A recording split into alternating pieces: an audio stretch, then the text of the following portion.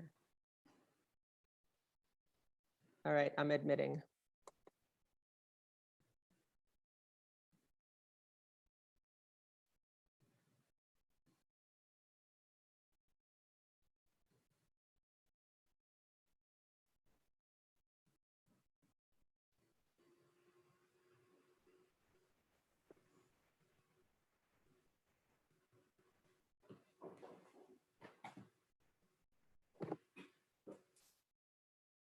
Okay. Good afternoon and welcome everyone to our Lunch and Learn for today. We are very pleased to have a guest, Stephan Kline, who serves as the Associate Vice President for Public Policy for the Jewish Federations of North America.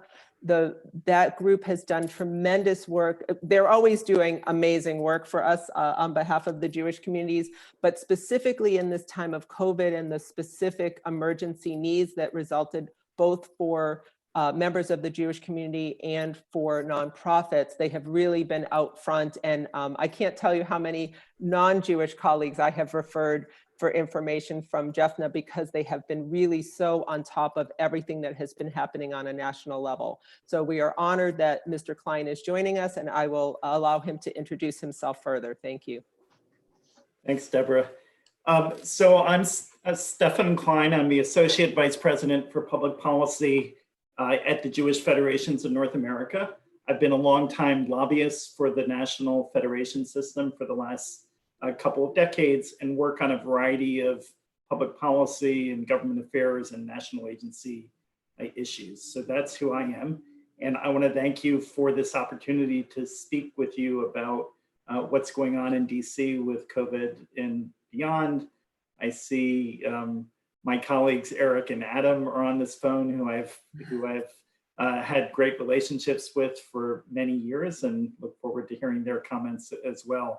And you guys should know that your professional staff are great partners for us at JFNA on the public policy in particular. I asked for help from your members of Congress or for your senators and work with Eric and Adam and Deborah, and you reach out and it's very impactful. So I'm pleased about that relationship. Let me tell you just a little bit about the office and JFNA if you don't know, and then I'll move on to the public policy.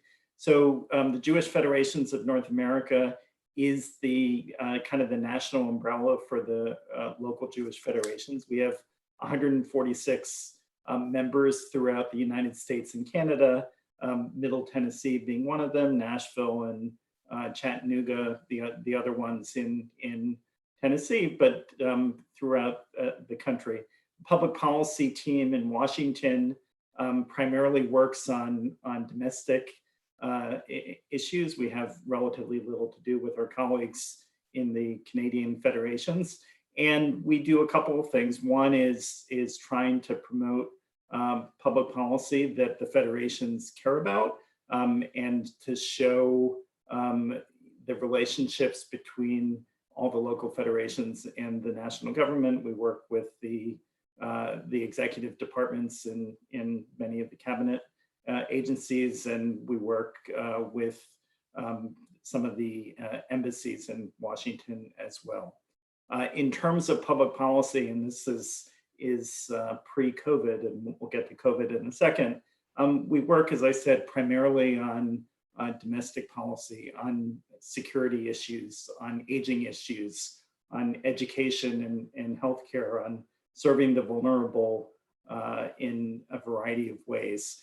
And as you can imagine, some of the work that we do is directly or primarily related to the Jewish community. We work on a variety of Holocaust survivor issues, and it's of less importance to those outside of the Jewish community. But a lot of the work that we do is universal.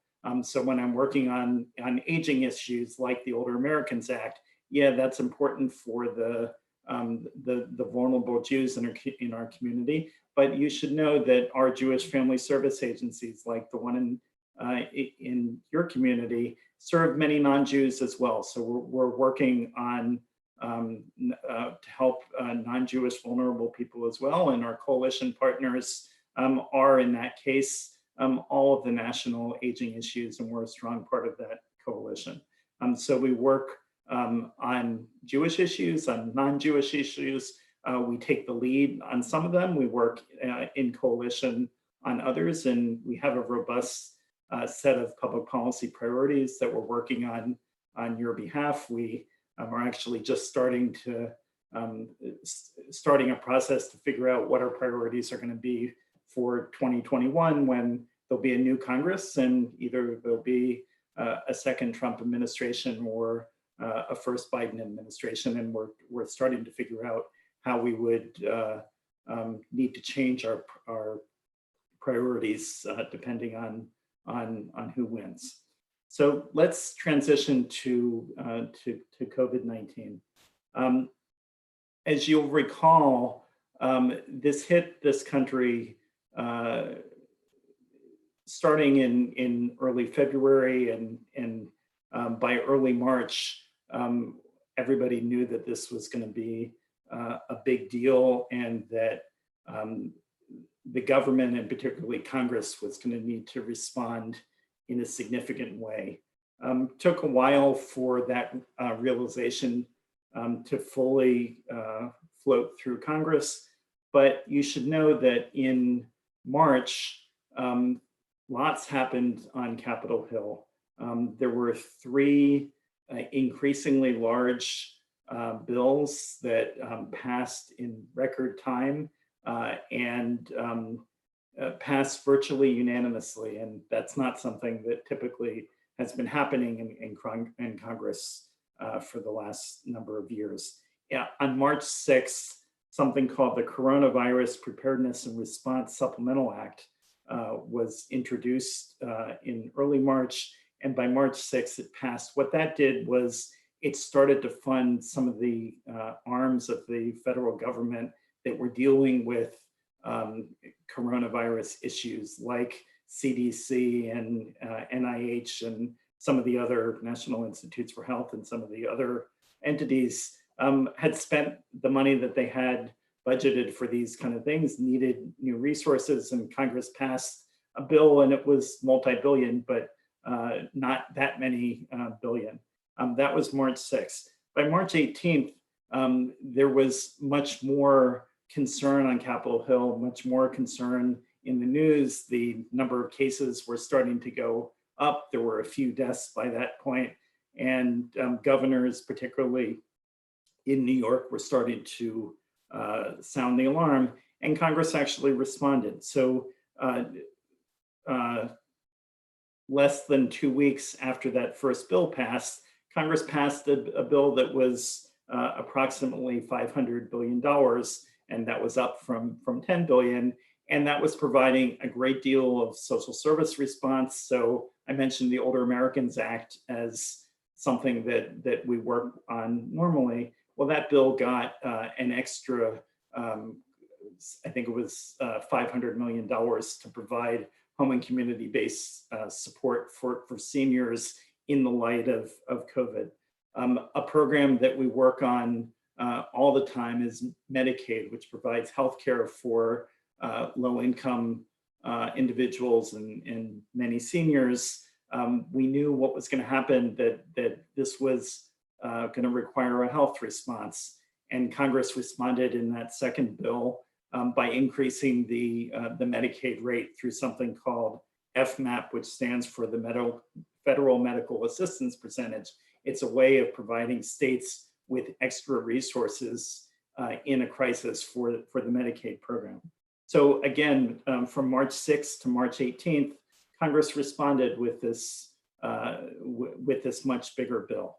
And we thought at that point, there was supposed to be a congressional recess, and Congress would probably leave and come back at some point in mid-April and maybe dither around and eventually pass something on a partisan vote. Instead, they stayed in town, and from March 18th to March 27th, so less than 10 days later, they passed, I think it was the largest bill, economic and social relief, that's ever been passed. I think it was $3.2 trillion. Congress typically doesn't pass trillion-dollar bills. This included a whole bunch of things, including those $1,200 checks that many in our community received, support for the unemployment insurance program, which applied to all employers.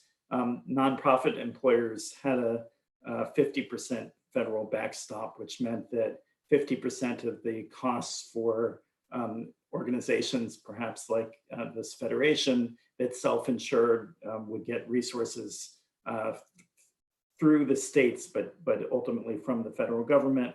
That was in there. And there was a considerable amount of social service spending. And then the program that we had the most impact in helping to shape was called the Payroll Protection Program, what we refer to as PPP. And this was a program that was designed primarily to help keep people on payrolls. It was for companies of 500 or fewer employees, and it was set up through the Small Business Administration. Now, I don't know whether any of you have had any connections, perhaps after a disaster with the SBA, but it's a pretty small federal agency. And in a typical year, when there are disasters around the country, they get about 14,000 grant applications for funding. That's the average number. So Congress, in its infinite wisdom, decided to set up this Paycheck Protection Program and give it to SBA to administer. It was funded at that point at about $250 billion as part of the $3+ trillion bill, but they set it up. And what was kind of unique about it was a couple of things. One was the SBA usually has these new grant programs, and they only apply to small businesses that are for-profits. So we pushed, and with your help, we pushed aggressively to ensure that the program would apply to nonprofits. And then the second big thing that we did before it was enacted was there was originally a prohibition on the use of funds through this program for agencies that receive Medicaid funding. So nursing homes, many Jewish family service agencies, and the others, if there was a restriction on getting PPP funds, if they accepted Medicaid, they'd be out in the cold. So we fought really diligently to have that struck. It turned out that over the course of March, this was one of the issues that was in the mix, and literally on the last day before the Senate enacted it, this was the issue that was being discussed both by Senator Schumer and Senator McConnell, the majority and minority leaders in the Senate, and they ultimately agreed to strike that Medicaid language. So why is the PPP so important, or why were we pushing it so much? It was not only a loan program. If you met certain criteria, it would become converted to a grant. So that was basically free money from the federal government, and it was a lot of money. The grants were up to $10 million. It basically, they were 8 weeks of salary capped at an annual salary rate of 100,000. So that was pretty much how they made the calculation. But many organizations in the Jewish community, federations, Jewish community centers, camps, synagogues, Jewish family service agencies, nursing homes, day schools, domestic violence organizations, a whole array of Jewish agencies ultimately applied and received funding through this program. And it was something that we were pushing and providing lots of expertise. This was what Deborah was talking about to the Jewish community and non-Jewish community about how this program was structured and how the application process was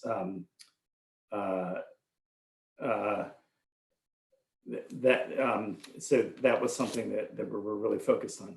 Anyway, to get back to the story, there was a number of things that were in the mix in between March 18th, when that second coronavirus bill passed, and March 26th, when the Senate ultimately passed what was called the CARES bill, the Coronavirus Aid, Relief, and Economic Security Act.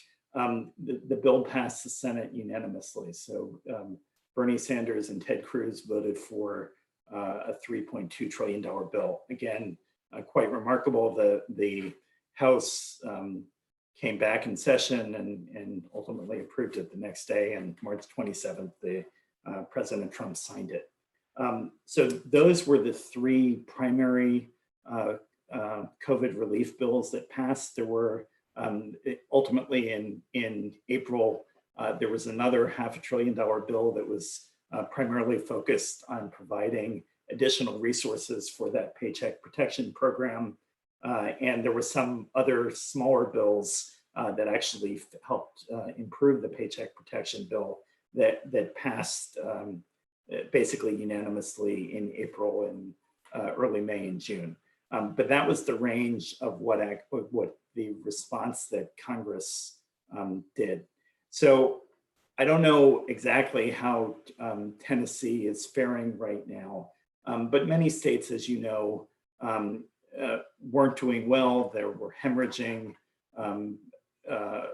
federal state resources. They both were spending a lot of money on COVID relief, as well as their revenue was decreased significantly. So while Congress had approved around $4 trillion in aid, and the Federal Reserve actually opened up other aid, there was a clamor, and we were part of it, to say that additional resources were needed to fix the situation. More resources for testing, more resources for state and local fiscal relief, more resources for the Medicaid program.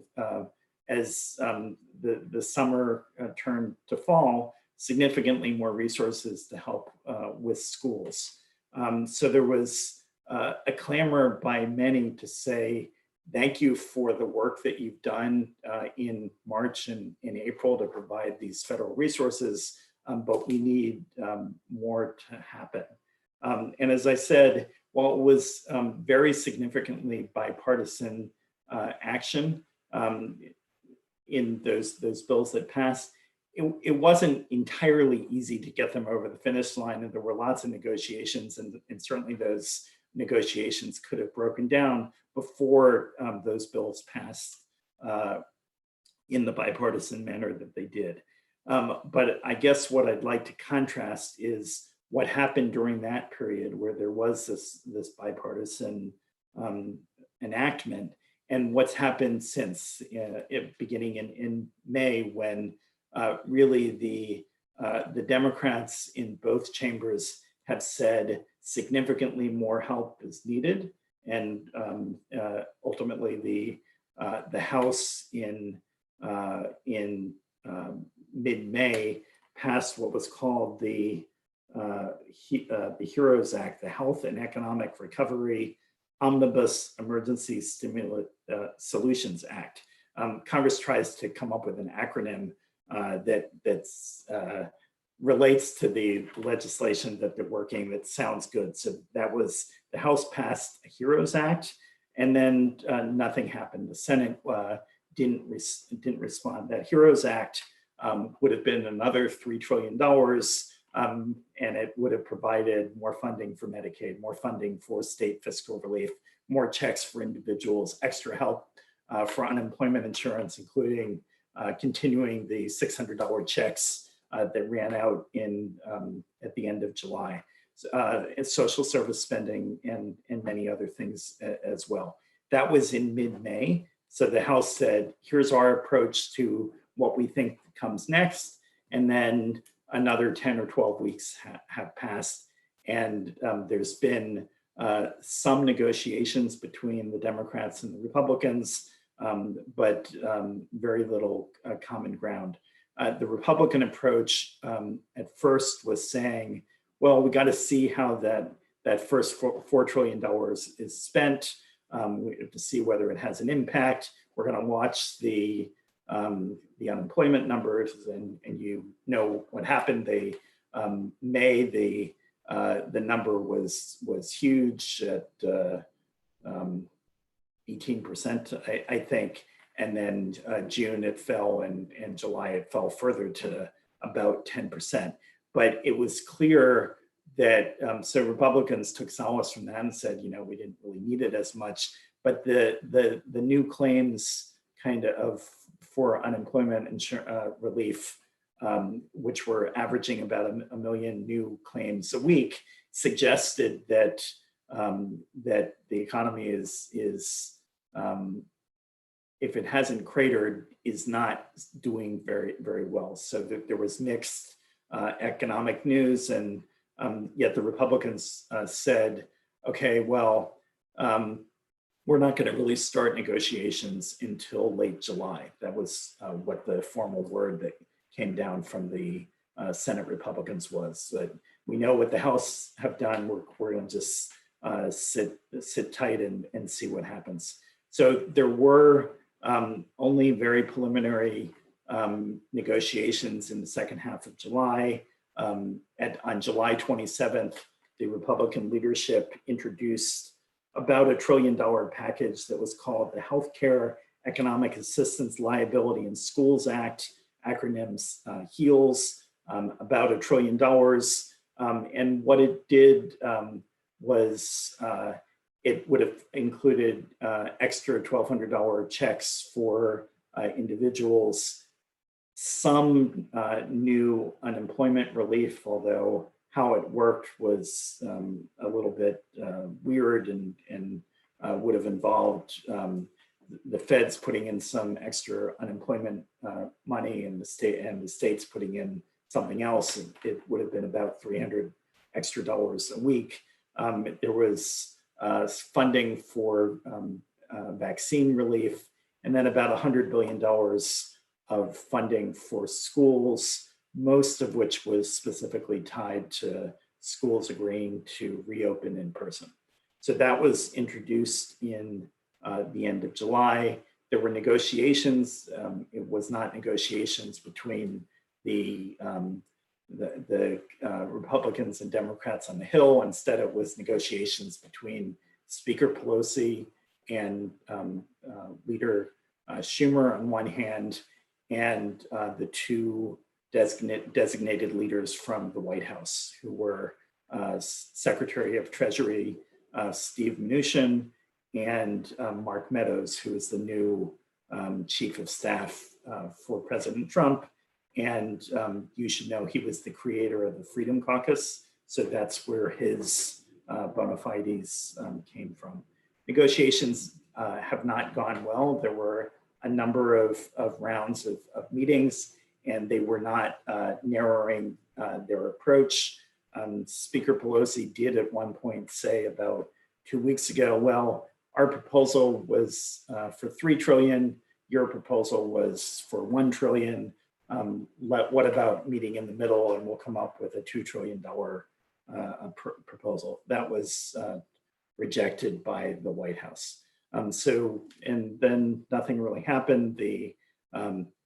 We're in this period where the unemployment insurance ran out at the end of July, and some federal eviction authority ended in early August, and things are just hanging out. There's been a couple of other developments since then.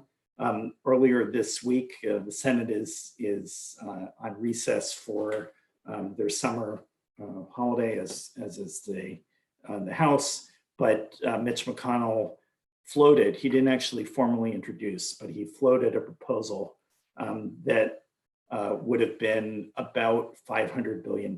So on one hand, a significant amount of money, but when I've been talking about $1 trillion proposals and $1 trillion that was introduced by the Republican leadership and the $3 trillion bill that passed the House. A $500 billion bill is not particularly significant, but this proposal, which was called the Delivering Immediate Relief to America's Families, Schools, and Small Businesses Act, $487 billion, includes some more work on the Paycheck Protection Program, $10 billion for the post office, and I'll talk about that in a second, vaccine support for vaccine work, about $29 billion, and the same school proposal, $105 billion that was included in the HEALS Act from late July.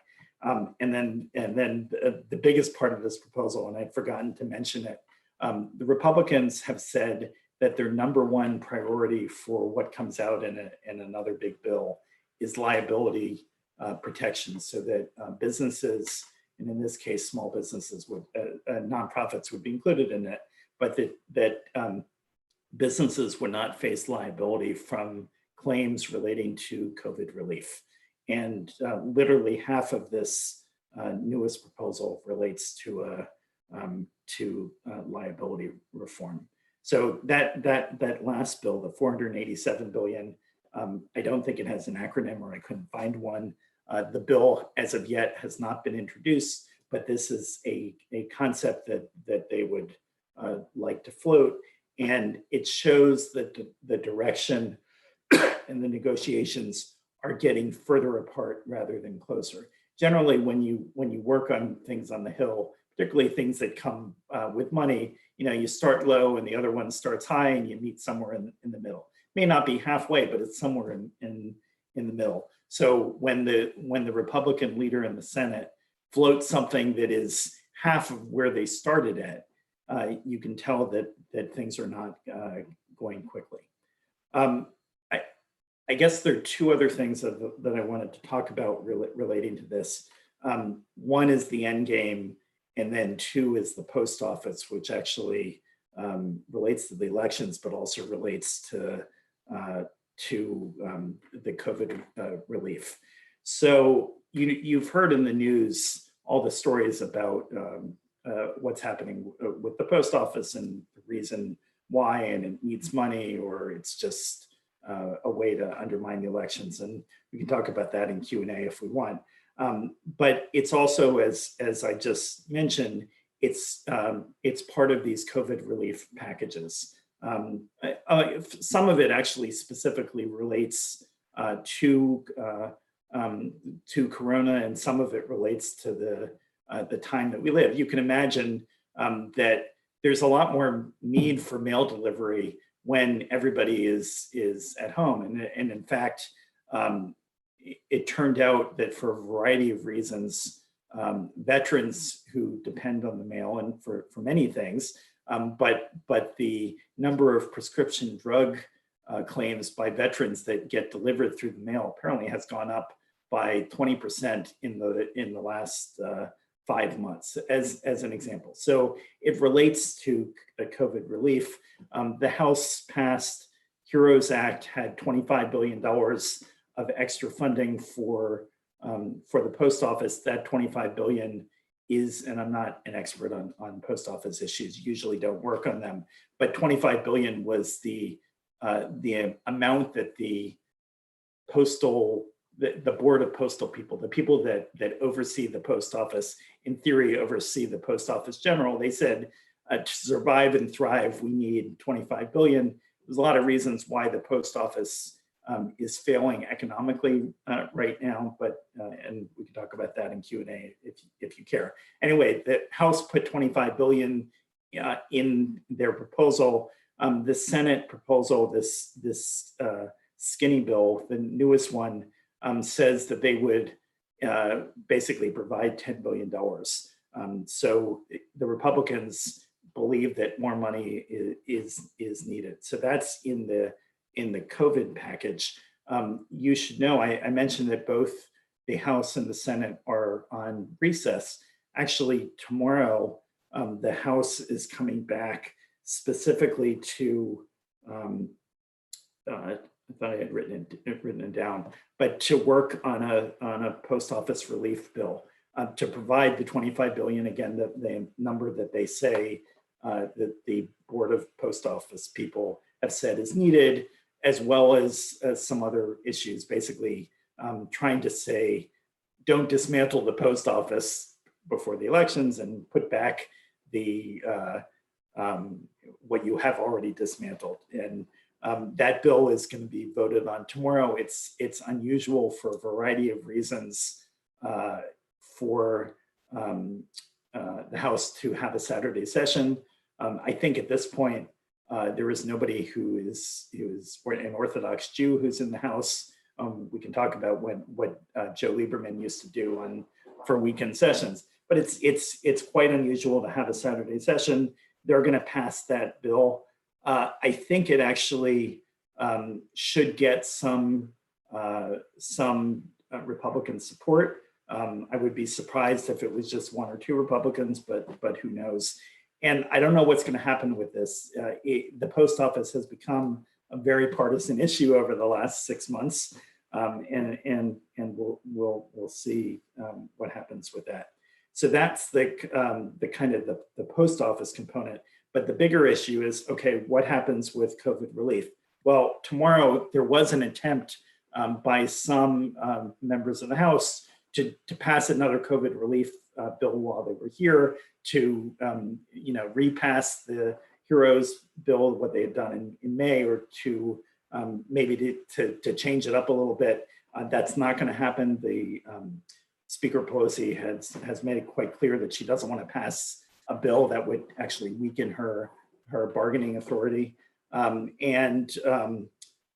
that's not going to happen. So I guess there are several choices in terms of next steps. One is at some point, probably after Labor Day, they actually are able to bridge some of this divide and pass something that's a freestanding bill. Maybe they'll go back to 3 trillion, 1 trillion, come up with a $2 trillion bill and pass it. The second thing is the only thing that Congress must do between now and the elections is really pass a continuing operation bill for appropriations for the federal government to continue after October 1st. The fiscal year ends on September 30th. There's the opportunity for that bill, which basically says, okay, we haven't figured out our appropriations, but we're going to push this until after the elections or until January or whatever they want. There's often riders, extra pieces of legislation that go on that kind of thing. And we hear talk that a COVID package may be as part of that. So that's the second thing. The third possibility is, nothing else passes on this in this space before the elections.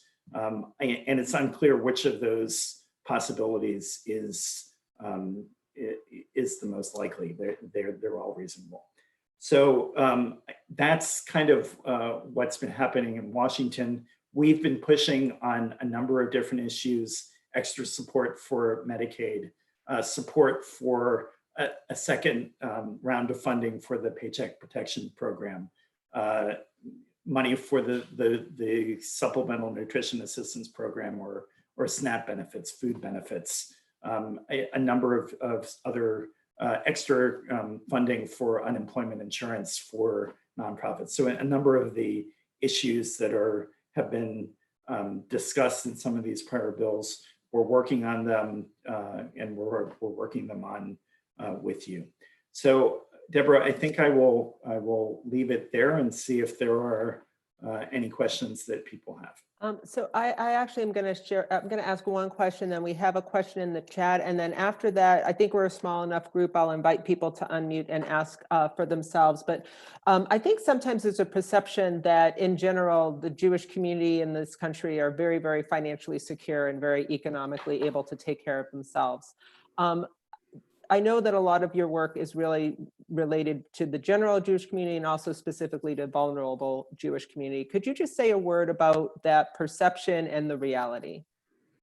Yeah, the perception is that we're an affluent community, a model minority. We don't need benefits, and frankly, why are we working in this space? The reality is a couple-fold. One is on economic issues, so on poverty. In fact, in many communities, there is a very significant number of low-income or lower-income Jews. Now, they may not have they may not be the least affluent members of the community, but they have, there are a lot of people who are just below or at or just above the poverty level. So and that's not true with every community. And in certain of the large cities like New York, where a third of the community is low income, that's one piece. Second thing is there are certain parts of our community who are in general lower income than others.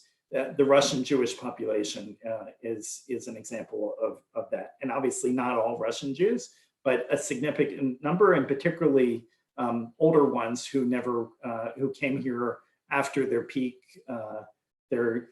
peak working years and do that. So that's kind of on the economics space. But there's also there's lots of other connectivity to public funding.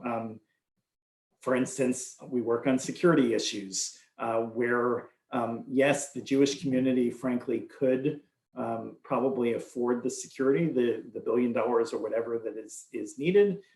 We think that we have as much right to the government playing a role in security as any other Jewish community, as any other community. So we've succeeded in leading a program that currently receives about $90 million from the federal government. That does not only go to the Jewish community, but a significant amount of it is. And after Tree of Life, after Poway, whatever, we're going for more. That's true. We can talk about each and every program, whether it's mental health resources or whether it's energy assistance or senior transportation or disability funding. Obviously, we have a lot of individuals in our community with disabilities. We work with Jews and beyond the Jewish community to respond to those needs. Thank you. So before we leave this piece of the conversation, we do have another question about your sense of the administration's calculus regarding further funding for COVID-19 related needs. Yeah, I know it's it's hard to guess, but yeah, what's your just sort of your instinct on where it's going in terms of the administration? So there are different ways to try to figure that out. One is, are they newly rededicated to being small government and not wanting to spend money? So that's one thing, but that's a separate slight. And so maybe that's where Mark Meadows comes in. He historically that he doesn't like spending money and would be reluctant to support something like this. But the other piece is, you pass a COVID relief bill, it's an acknowledgement that coronavirus is still a concern. So then you have all of the politics coming from the top of the White House that are saying we don't want to recognize that. But okay, so but then what about giving money to schools to reopen? So a priority within the deflection of whether this is a real issue, they'd be inclined to do that. So it's a really difficult question to answer, because and the other thing is most of the time you speak to, say, a Steve Mnuchin or a Mark Meadows, that's speaking for the administration. They say, here's what the administration is saying, and you negotiate, hopefully in good faith, and you come to a conclusion. That's not the case here. Until the president signs on the dotted line, you don't know, in fact, where these red lines are. I didn't speak about those executive orders that passed last weekend or the weekend before, and they were on a payroll check holiday for employees. I think there was an eviction issue, a new and weird calculation of the unemployment insurance, and something on school loan issues. My understanding is they're not particularly meaningful in terms of the binding of authority on that. But the reason I mention them here is let's take the paycheck, the payroll tax holiday. That was something that nobody likes. I don't know about the people in his administration, but the Democrats certainly don't like it. They're worried about undermining Medicare and Social Security. But the Republicans have said this is an absurd idea. We don't want to do it. It's not good politics, and it's not good policy. And they didn't include it in any of their legislation.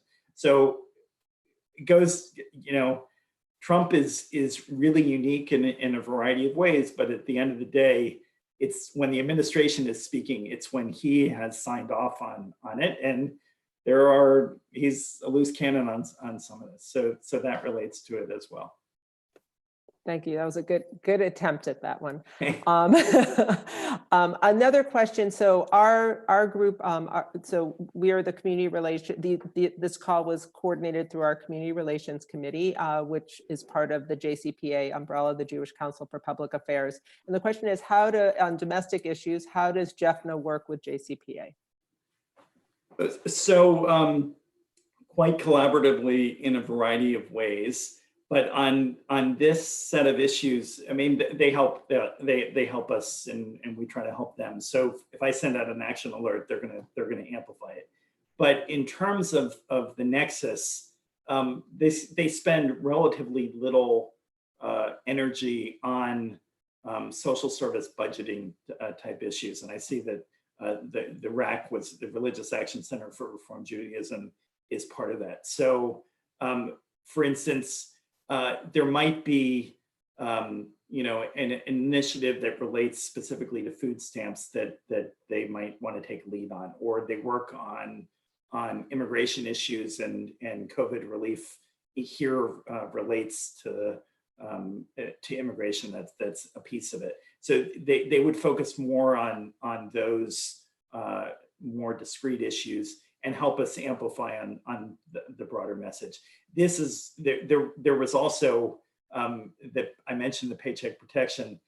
That's a piece that the entire Jewish community, interestingly, supported in a variety of ways. Those institutions, both the URJ and JCPA, applied for paycheck protection programs. Their constituents did as well, whether an independent JCRC or a synagogue. I mean, everybody was applying for those. So they were part of those conversations as well.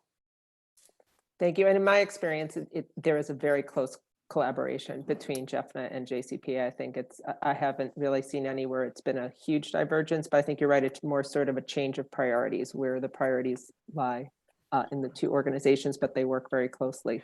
The end of that question, though, is JCPA no longer has a Washington office, which is clearly true. What that means, well, at least until everybody was working virtually, that meant that by and large, JCPA was not walking into somebody's office on Capitol Hill directly. But in terms of getting their messaging out, you can do that from New York or whatever, and they have things that they were trying to promote. So that wasn't, I mean, there's less bandwidth in JCPA now than there was 5 years ago, but actually having a DC office hasn't, it's not exactly the same thing as not having the bandwidth. Right, I would agree that the advocacy is continuing even without that office. It's just happening a little bit differently. Yeah. So I have more questions. Differently for all of us. Well, right, that's right. I have more, but I want to make sure everyone on the call gets a chance too. So either if you want to unmute yourself and ask, or post it in the chat, but I think we're a small enough group. If anyone has a question they'd like to ask directly, please feel free. So, Deborah, I just want to chime in on something that Stephan said on two other issues, security and inclusion, where we really do rely on the guidance of their professionals. So, as people will find out when the next observer hits, this community and many of our organizations received a lot of money through the Homeland Security grant process.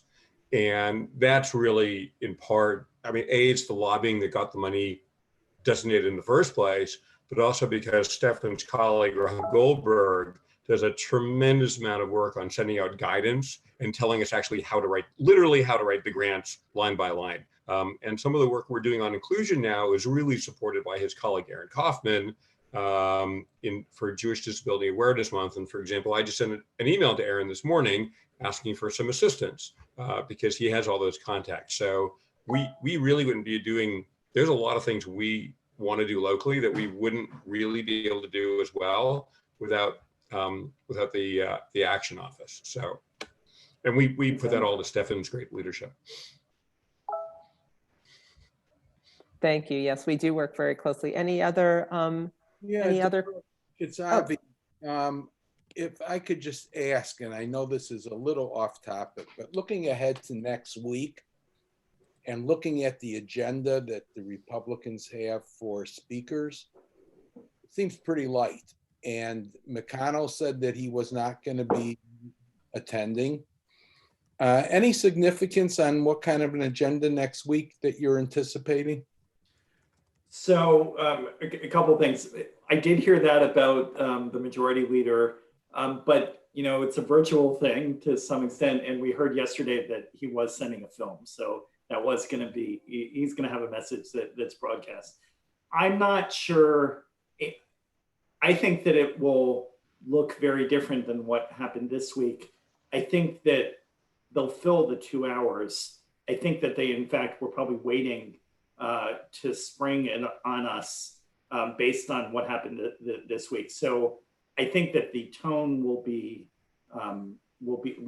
different, and the themes will be different. But I don't think that it will be light on policy or ideas, except to the extent, and you'll recall that when the president was interviewed by Chris Wallace 3 weeks ago or whatever, and was asked about the second term, he seemed to have some problem about articulating exactly what his priorities for a second term are. But I think that they'll come up with them. They'll talk about security issues. At some point, they'll probably talk about Israel and in the Middle East. So they'll run through a list, as well as bashing the Democratic nominee and stuff. But I think it was more the timing.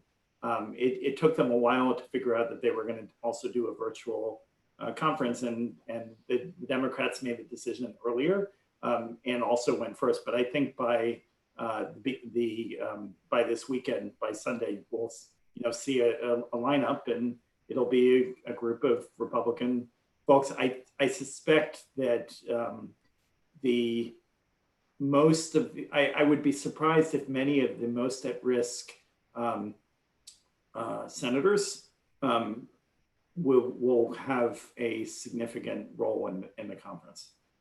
Could I follow that up with one last question? Yeah, quick. Yeah. That is helping us understand the Jewish conservative voice.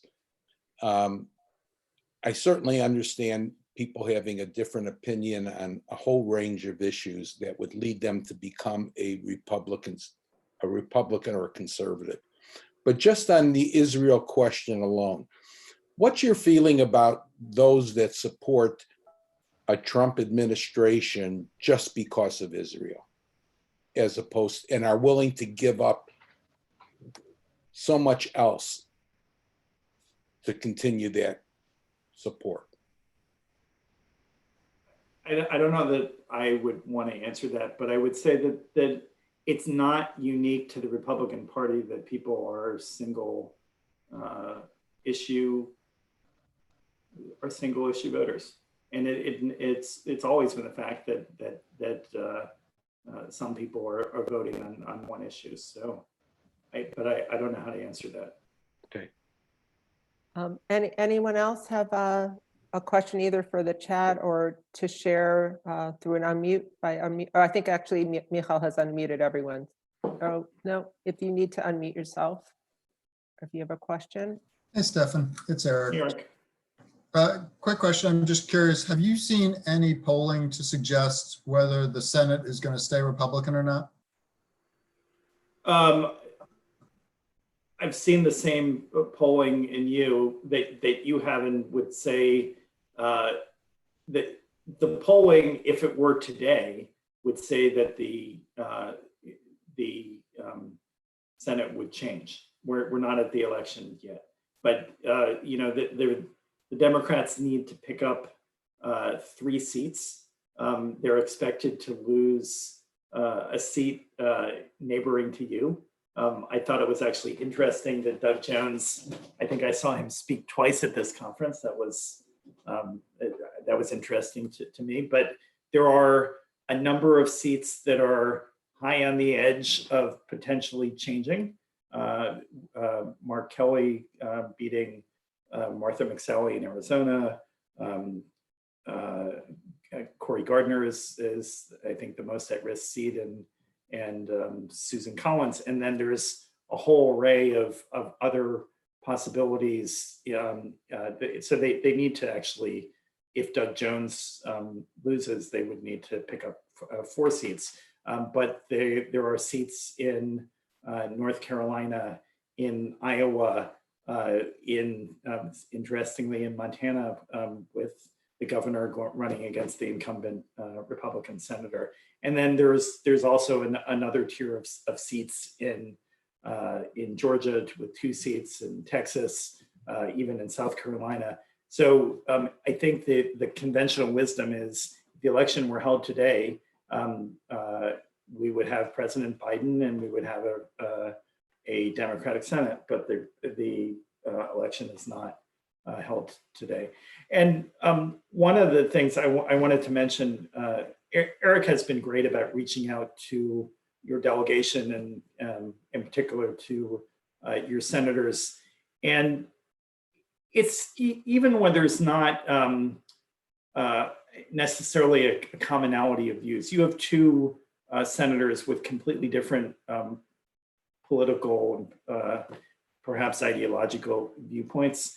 Even your junior senator, when you reach out and say, these are our priorities, and she may not believe, agree to them, it's really helpful for you to push on them. And in fact, on the margins, she's been helpful. We had a Holocaust social services bill and letters that when Eric reached out, she got back to him and to us and was helpful on it. So I guess what I'm saying is, even if your members are of perhaps a different ideology than you would think that we can make headway on, it's still helpful to have the engagement that you do. So I wanted to note that. Thank you. I think that's an important point, that you never really know. And so you should never give up in advance. If there's something that is important to you as a constituent, I would always encourage you to reach out to any of your elected officials and raise your voice. You really never know what the thing is that might change someone's mind or bring someone to action on something that prior they did not act on. So yeah, never give up on something that you as a constituent think is important. Any other questions? If not, I have a couple more. Okay, I have. So you've mentioned the coalition work that you do, and I just was curious if you could mention who in the non-Jewish community does JFNA work most closely with on some of these kinds of legislation and initiatives. Yeah, so we work with a lot of coalition partners on the aging issues, and aging runs into this. It's all the big ones. AARP as an example, the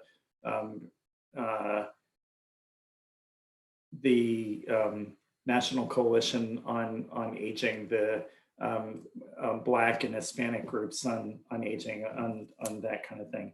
On disability, which Adam mentioned, it's all the major disability groups. We work primarily through a coalition called the Citizens Consortium of Disabilities, but it's all the national groups, big and frankly medium and small, that have disability focus. In this context, much of the nonprofit issues relating to COVID relief, we work through what's called the Leadership 18, which is actually the largest 25, so not 18, but it used to be 18, the largest 25 social service networks. So Catholic Charities and American Red Cross and American Cancer Society and Goodwill and Girl Scouts and the Y's and that kind of thing. We've done a lot of our work, like on the paycheck protection or the unemployment insurance, with a small group of advocates from those agencies. So it really depends. When I'm working on issues that I might be leading on, whether it's the nonprofit security that Adam talked about, or a Holocaust issue, I'm still working in coalitions. Now, I might create the coalitions for a particular issue, but it's always better to have breadth of support and be able to say we're representing millions of people. So I typically do that. Thank you. Okay, one last chance for any final questions before we wrap. Then with that, I will just make the announcement for the next couple of weeks before we thank Stephan. So next week, our guests will be Sally Smallwood and State Representative Ron Travis, speaking about the Coalition for a Strong Tennessee and efforts to bring back dollars back to Tennessee taxpayer dollars back to Tennessee to expand health access for our neighbors. The week after that will be Jerome Moore, one of the NOAA organizers, Nashville Organized for Action and Hope. And then we will close before Rosh Hashanah with Ben Sheehan and his book, What Does the Constitution Actually Say? A non-boring guide to how our democracy is supposed to work. So those are our upcoming ones. Stephan, thank you so much. I know your schedule is always packed. I know you all are working very, very hard on the behalf of all of us in the Jewish community, as well as the greater community. And we very much appreciate JFNA efforts to make sure that our voices are heard and to make sure that the needs are met. So thank you so much for your time. Thanks for having me. Bye-bye. All right, and thank you all for joining us today. Shabbat Shalom, everyone. Thank you.